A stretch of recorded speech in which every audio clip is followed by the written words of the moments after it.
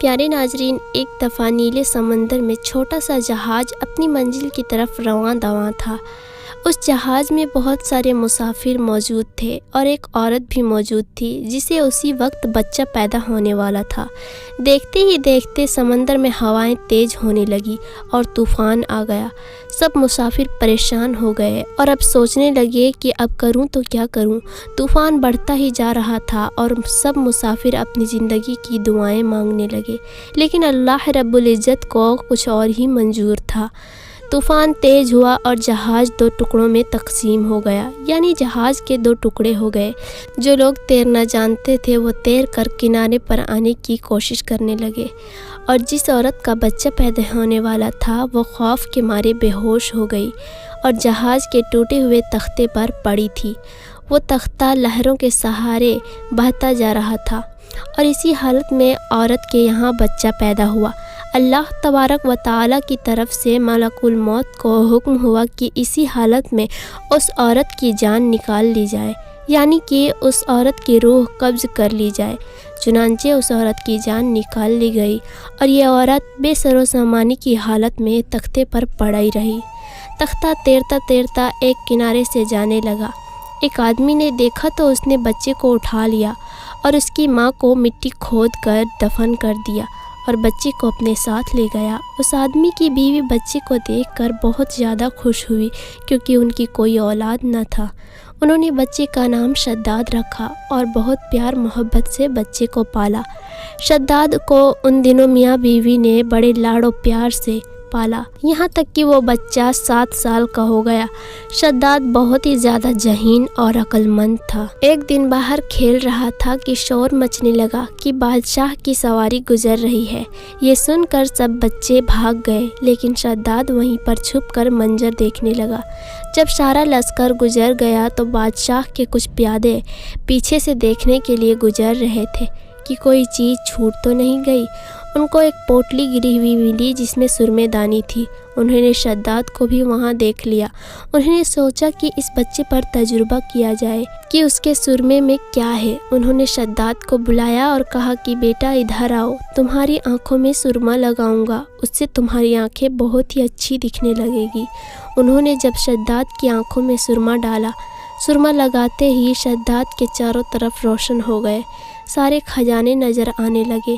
لیکن شداد نے عقل مندی دکھائی، اس نے شور مچا دیا کہ ارے تم نے میری آنکھوں میں کیا لگا دیا ہے، میں تو اندھا ہو گیا ہوں۔ تو وہ پیادے ڈر کے مارے سرما وہیں کے وہیں چھوڑ کر بھاگ گئے۔ شداد ہنسنے لگا، سرما اٹھایا، گھر پہنچا اور گھر آ کر سارا ماجرا وہ اپنے باپ کو سنایا۔ وہ دونوں باپ بیٹا رات کے اندھیرے میں جاتے اور خزانے کھود کر لاتے۔ اس طرح سے وہ بہت ہی زیادہ امیر ہو گیا۔ اتنا کچھ ملنے پر شداد بہت ہی زیادہ غرور اور گھمنڈ میں آ گیا۔ اس نے وہاں کے حکمران کو بھی قتل کر کے خود حکمراں بن گیا اور اپنے غرور میں خدائی کا دعویٰ کر دیا۔ اس نے کہا کہ اللہ کے جنت اور دوزخ کیا چیز ہے، میں خود جنت بناؤں گا۔ اس نے اپنی جنت بنانا شروع کر دی اور اسے بنانے میں 12 سال لگ گئے۔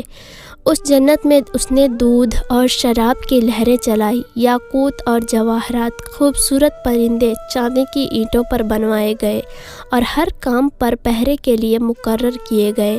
جب شداد نے جنت تیار کروا لیا تو اسے دیکھنے کے لیے انتہائی غرور کے ساتھ روانہ ہوا اور وہاں پہنچا تو اس شہر کے دروازے پر ایک اجنبی آدمی کو دیکھا۔ پوچھا کہ تم کون ہو اور یہاں کیا کر رہے ہو؟ اس نے جواب دیا کہ میں عزرائیل ہوں اور میں تمہاری روح قبض کرنے آیا ہوں، یعنی تمہاری جان ختم کرنے آیا ہوں۔ تو شداد نے کہا کہ مجھے ایک نظر اپنی جنت کو دیکھ لینے دو، بس اتنی سی مہلت مجھے دے دو کہ میں اس شہر کا نظارہ کر سکوں۔ شداد نے جیسے ہی پاؤں سواری سے نیچے رکھا، اس کی روح قبض کر لی گئی اور اس شہر کا نام و نشان مٹا دیا گیا۔ یہ دنیا والوں کے لیے عبرت کا نشان بن گیا۔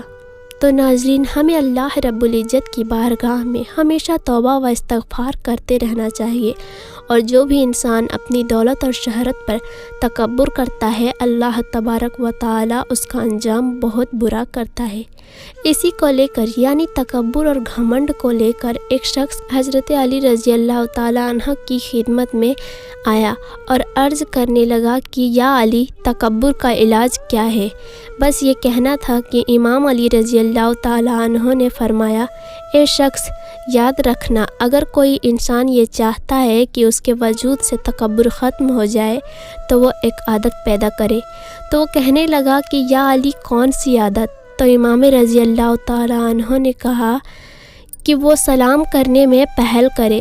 جو انسان سلام کرنے میں پہل کرتا ہے تکبر اس کے وجود میں داخل نہیں ہو سکتا، اور اس کے پاس مال و دولت ہونے کے باوجود بھی سلام کی برکت سے وہ تکبر اور اناد سے پاک اور صاف رہیں گے، اور اس کو اللہ تبارک و تعالی دنیا اور آخرت دونوں جہان میں سرخرو کرے گا اور سب کی نظروں میں ان کے لیے عزت ہوگی۔ اللہ تبارک و تعالی سے دعا ہے کہ تمام امت مسلمہ کو تکبر، گھمنڈ اور ریاکاری جیسے گناہوں سے بچائے رکھے، اور تمام مسلمانوں کو 5 وقت کی نماز ادا کرنے کی توفیق عطا فرمائے۔